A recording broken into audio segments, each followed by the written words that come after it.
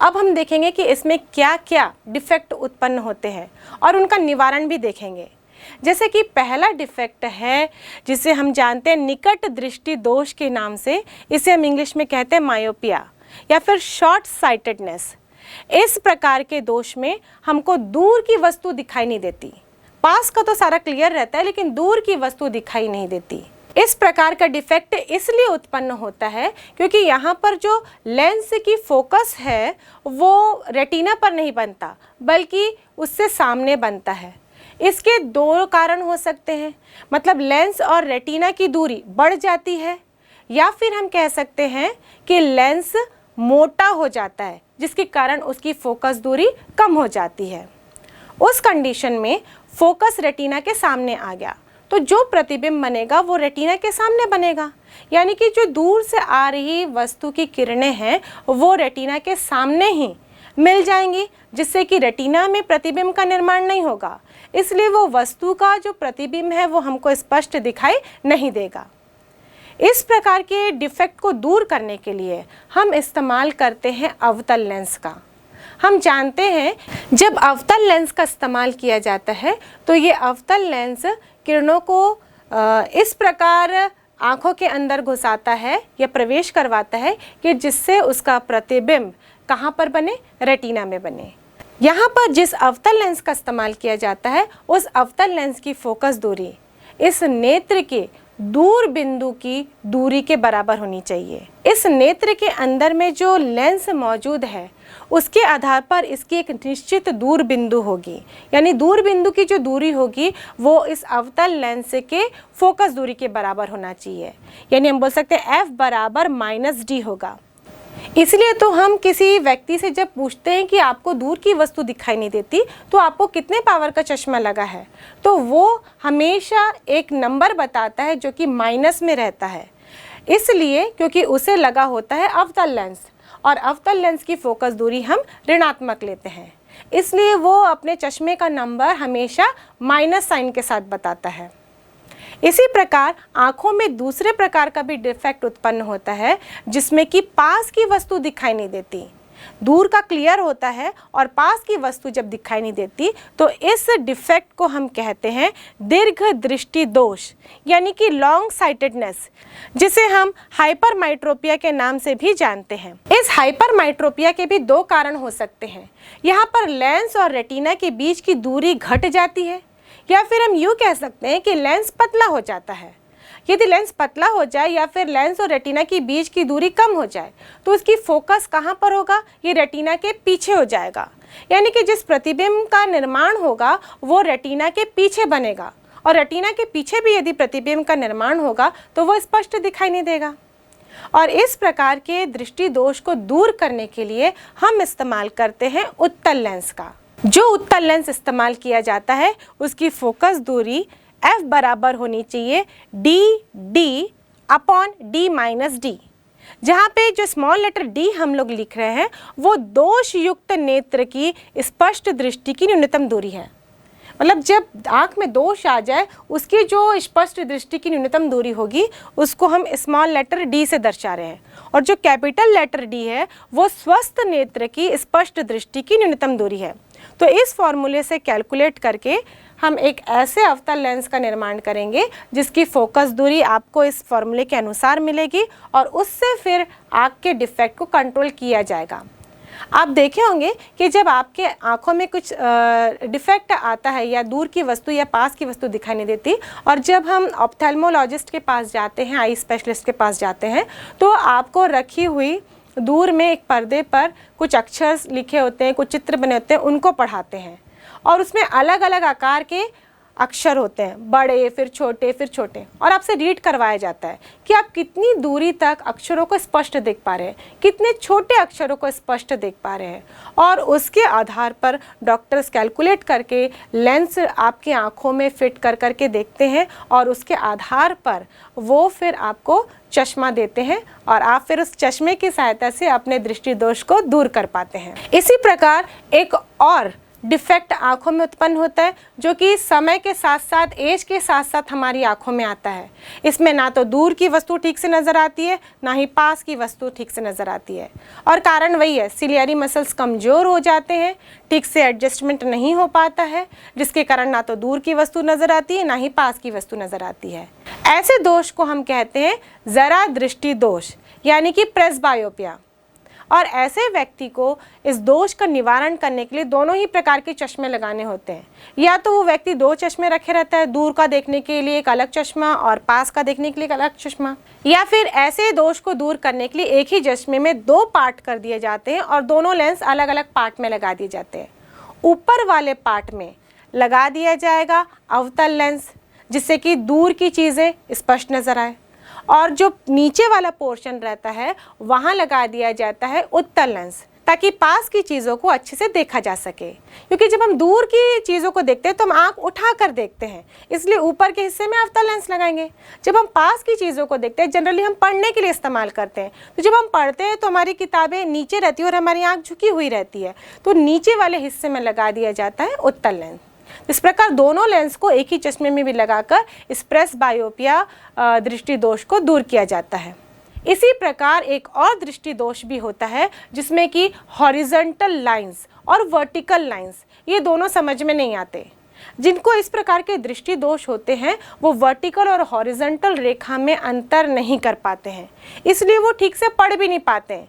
जैसे कि H लिखा होगा तो H में 2 वर्टिकल लाइन है, एक हॉरिजॉन्टल लाइन है, तो ये हॉरिजॉन्टल और वर्टिकल लाइन में अंतर ही नहीं कर पाएगा, तो इसको H शब्द अच्छे से नहीं दिखाई देगा। कभी H को A पढ़ेगा, कभी H को वो M पढ़ेगा, और इस प्रकार उसकी आँखों में जो दोष उत्पन्न होता है उसको हम अबिंदुकता या एस्टिग्मेटिज्म के नाम से जानते हैं। और इस प्रकार के दोष को दूर करने के लिए हम स्फेरिकल लेंस का इस्तेमाल नहीं करते हैं, बल्कि इस्तेमाल करते हैं सिलेंड्रिकल लेंस का, यानी कि बेलनाकार लेंस का। और जो सिलेंड्रिकल लेंस होते हैं इसे हम टॉरिक लेंस के नाम से भी जानते हैं।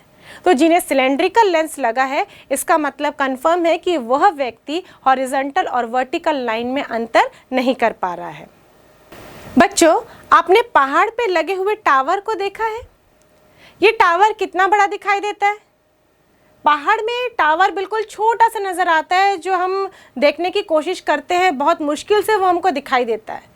लेकिन जब इसी टावर के पास हम पहुँचे तो वो इतना बड़ा होगा कि इसको हमको सिर उठाकर आंखों को ऊपर करके देखने की कोशिश करेंगे तो भी पूरा टावर एक बार में नहीं दिखेगा।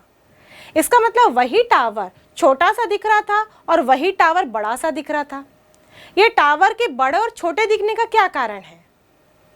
बचपन में भी आपके दिमाग में ऐसे क्वेश्चंस आते थे जिसका आंसर हम लोगों को साइंस में मिल जाता था, जैसे कि जो तारे हैं वो बहुत बड़े हैं लेकिन फिर भी छोटे नज़र आते हैं, और चंद्रमा छोटा है लेकिन भी तारों से बड़ा नज़र आता है।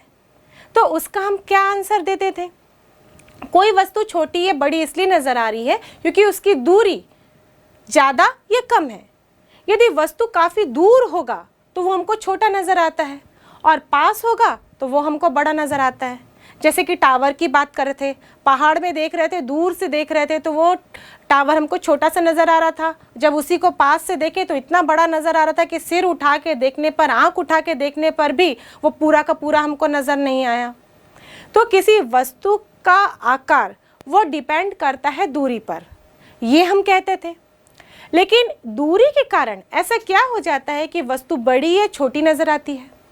एक्चुअली कोई भी वस्तु हमको दिखाई दे रही है, इसका मतलब वो हमारी आँखों में प्रतिबिंब का निर्माण कर रही है। वस्तु से आने वाली किरणें जो हमारी आँखों के अंदर कोण बनाती है, उस कोण को हम कहते हैं दर्शन कोण, क्योंकि उसी के कारण ही वो वस्तु हमको नज़र आ रही है। इसका मतलब यह कोण जो किसी वस्तु के द्वारा आँख के अंदर में बनाया जा रहा है, वो कोण कहलाता है दर्शन कोण। और इसी दर्शन कोण के कारण ही वस्तु बड़ी या छोटी नज़र आती है। यदि किसी वस्तु का दर्शन कोण अधिक है तो वस्तु बड़ी नज़र आएगी, किसी वस्तु का दर्शन कोण कम है तो वस्तु छोटी नज़र आएगी। तो जब हम दूर करते हैं किसी वस्तु को तो उसका दर्शन कोण कम हो जाता है, और वही वस्तु जब पास आती है तो उसका दर्शन कोण बढ़ जाता है। इसलिए वो वस्तु कैसी नज़र आती है? बड़ी नज़र आती है। एक खगोलीय घटना है जिसमें चंद्रमा अपने कक्ष में घूमता हुआ पृथ्वी तथा सूर्य के मध्य आ जाता है। पृथ्वी के उन भागों से सूर्य दिखाई नहीं देता जहाँ पर चंद्रमा की छाया पड़ती है। पृथ्वी के सभी भागों से ये ग्रहण दिखाई नहीं देते। पृथ्वी के उन भागों में सूर्य बिल्कुल नहीं दिखाई देता जो चंद्रमा की पूर्ण छाया में होते हैं। वहाँ पूर्ण सूर्य ग्रहण होता है। इस समय आकाश में एक अद्भुत दृश्य दिखाई देता है। कल्पना करें, आप पृथ्वी से बहुत ऊपर ब्रह्मांड के किसी हिस्से से सूर्य ग्रहण देख रहे हैं। आपको पृथ्वी का एक हिस्सा और चंद्रमा की सतह बहुत करीब से दिखाई पड़ रही है। आप देख रहे हैं सूर्य पूरी तरह चंद्रमा से ढका हुआ है। इस परिस्थिति को कोरोना कहते हैं। अब हमें डायमंड रिंग जैसा सुंदर दृश्य दिखाई दे रहा है। साथ ही धीरे धीरे आपको सूर्य के विभिन्न कलाएं दिखाई दे रही हैं।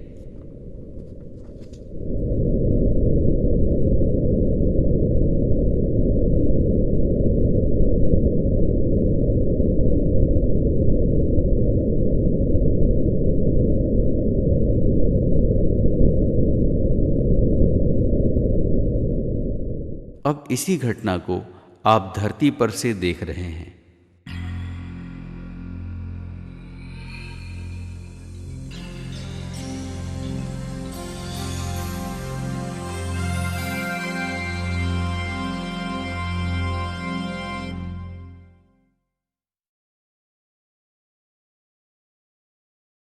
यह बात ध्यान में रखें कि सूर्य ग्रहण को कभी भी नंगी आंखों से नहीं देखा जाना चाहिए।